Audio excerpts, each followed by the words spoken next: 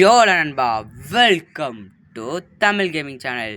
இன்றைக்கி ஒரு பயங்கரமாக சுவாரஸ்யமான வீடியோ தான் பார்க்க போகிறோம். என்னோட பார்த்தீங்கன்னா ஒரு ஃப்ரீ ஃபயர் 1v1 தான் பார்க்க போகிறோம். யாரோடன்னு பார்த்தீங்கன்னா நான் ஒரு ப்ரோவோட தான்.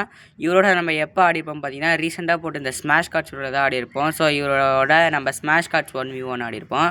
அதில் தோட்டுத்தோம். அதனால் பார்த்தீங்கன்னா இவரை ஃப்ரீ ஃபயரில் கூப்பிட்ருப்போம். ஸோ அதனால் அவரும் வந்துட்டார். ஸோ இன்றைக்கி இவரோட ஃப்ரீ ஃபயரோட ஆட தான் போகிறோம். இது பயங்கரமாக இன்ட்ரெஸ்டிங்காக இருக்கும். மறக்காமல் கடைசி வரைக்கும் பாருங்கள். நிறைய ஃபன்னான மூமெண்ட்ஸ் இருக்கும். நிறைய ஆங்க்ரி மூமெண்ட்ஸ்லாம் ஏற்படும் எனக்கு அவர் அடிக்கும் போது. ஸோ மறக்காமல் பாருங்கள். பார்க்குற நீங்கள் எனக்கு ஒரே ஒரு சப்போர்ட் தான் பண்ணணும். லைக் பண்ணிக்கணும், ஷேர் பண்ணிக்கணும், சப்ஸ்கிரைப் பண்ணிக்கணும். இதெல்லாம் பண்ணி விட்டுட்டு பார்த்தீங்கன்னா எனக்கு கொஞ்சம் சந்தோஷமாக இருக்கும். நானும் இந்த மேட்ச்சில் ஜெயிப்பேன். ஸோ மறக்காமல் பண்ணிக்கோங்க.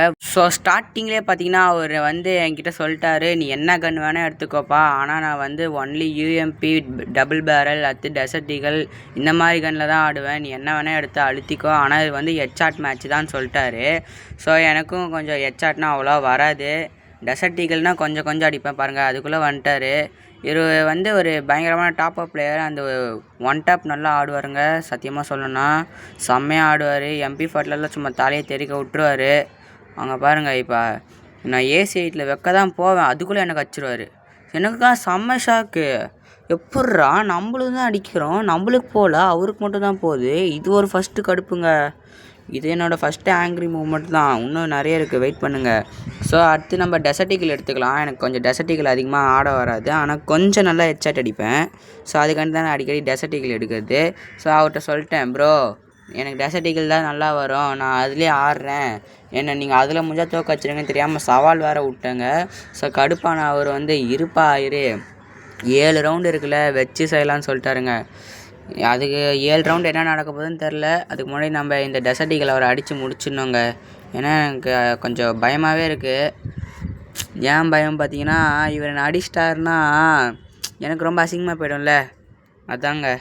ஸோ வந்துட்டார். ஒரு அடி, அச்சோ எஸ்கேப் ஆகிட்டாருங்க.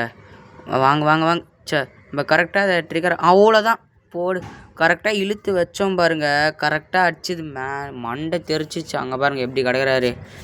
ப்ரோ போ ப்ரோ, சமமாக்கி விட்ருவேன். நீ 1 கிலோ அடிச்சா நானும் 1 கிலோ அடிச்சிருவேன், சரியா?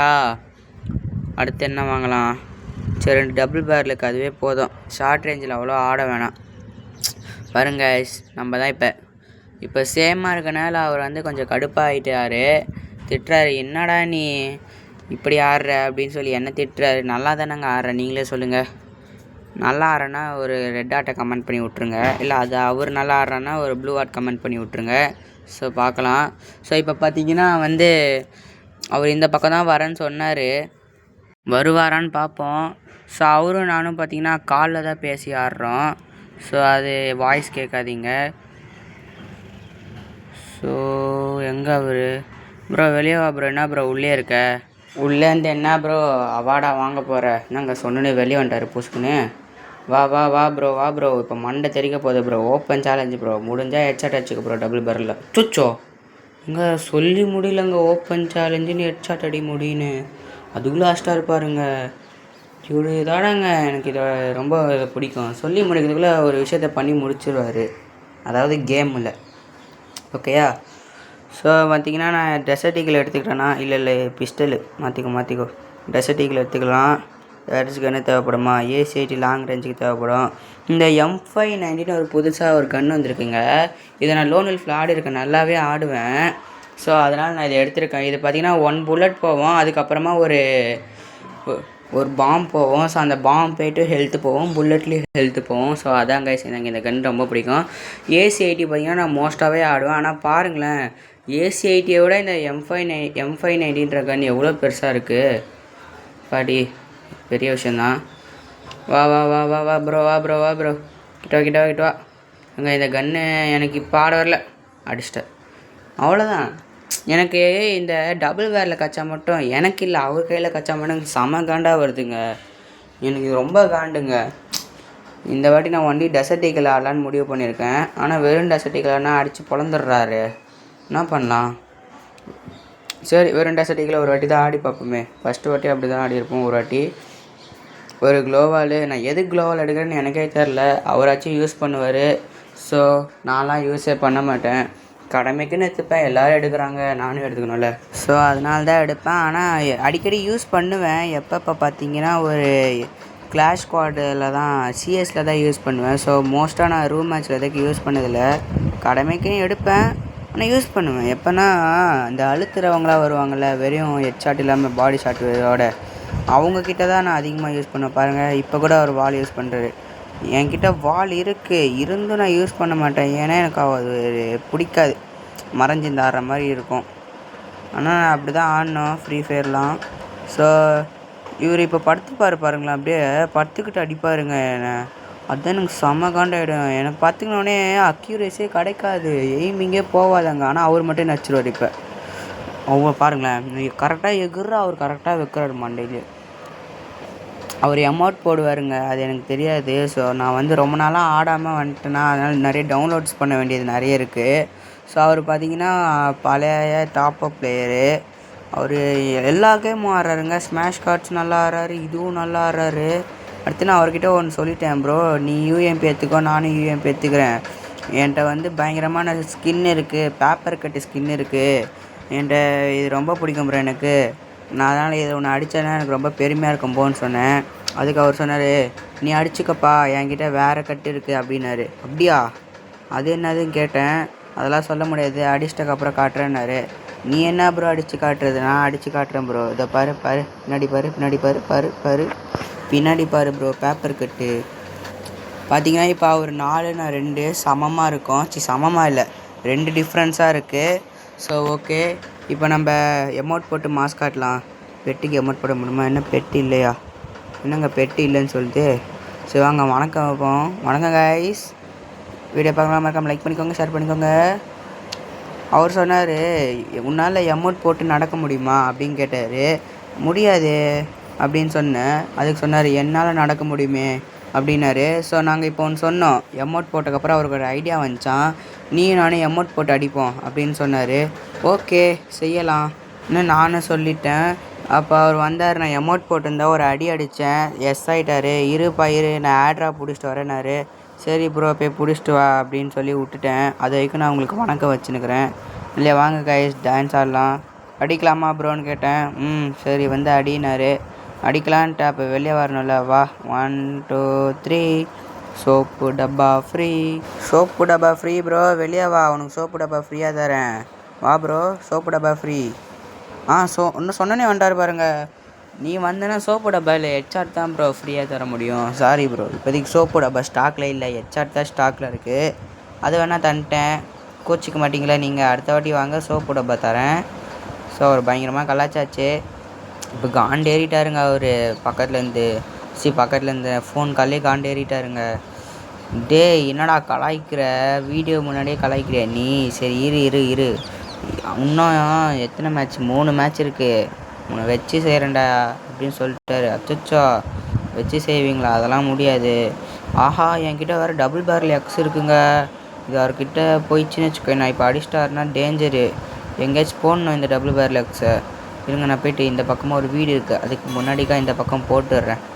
எங்கே பேக் எங்கடா? பேக் எங்கே? கீழே இருக்குங்க. அவ்வளோ டபுள் பேரல் எக்ஸ் இங்கே போட்டாச்சு. அவர் அங்கேருந்து பார்த்துட்டு ஓடி வர பாருங்க. நான் கீழே போட்டது. வாங்கிக்கோ, வரமே வாங்கிக்கோ. சாவு. என்ன சாக முடியாது, வெளியே வா. அச்சச்சோ வால் போட்டு வந்தால் அடிக்க முடியாது, என்ன பண்ணுறது? எங்கே நம்ம டபுள் பேரல் எக்ஸ் எடுத்துடலாங்க, ஓடிடலாங்க. எங்கே சோனுங்க எங்கே ஃபோன் ஹேங் ஆகுதுங்க. மேலே போ. சுச்சோ ஜியோ ஜோன்லேயே செத்துட்டாங்க. டபுள் பேரல் எக்ஸை வேறு எடுத்துக்கிட்டாருங்க. அதில் வேறு 3 புல்லட் இறங்குங்க. ஃபஸ்ட்டு 2 புல்லட்டு விட்டால் கூட லாஸ்ட் ஒரு புல்லட்டில் மண்டியில் இறக்கிடுவாருங்க. ரொம்ப கடுப்புங்க. A few moments later. So guys, ஒரு சில மணி நேரங்களுக்கு அப்புறம் பார்த்தீங்கன்னா நான் ரெக்கார்டு எடுக்க மறந்துட்டேன், மன்னிச்சிக்கோங்க. அதனால தான் இப்போ நான் வந்து மேட்ச் முடிஞ்சக்கப்புறம் அதை ரிவ்யூ பார்க்க முடியல, அதில் வந்திருக்கேன். ஸோ பார்த்தீங்கன்னா நானும் அவரும் 6 காரும் வந்துட்டோம். அப்புறமா பார்த்தீங்கன்னா இப்போ வந்து நான் நிறைய பர்ச்சேஸ் பண்ணின்னுக்கிறேன், தேவையான கன்லாம் வாங்கிட்டோம்.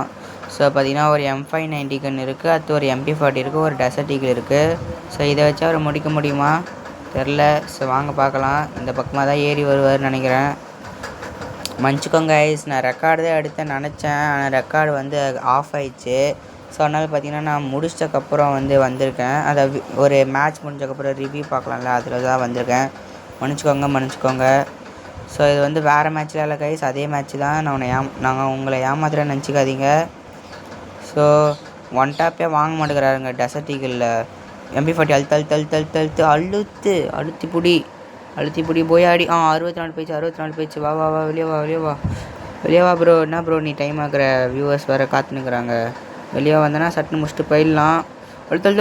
அச்சோ, நம்மளை முடிச்சிட்டாருங்க. ச்சே, என்னங்க இது.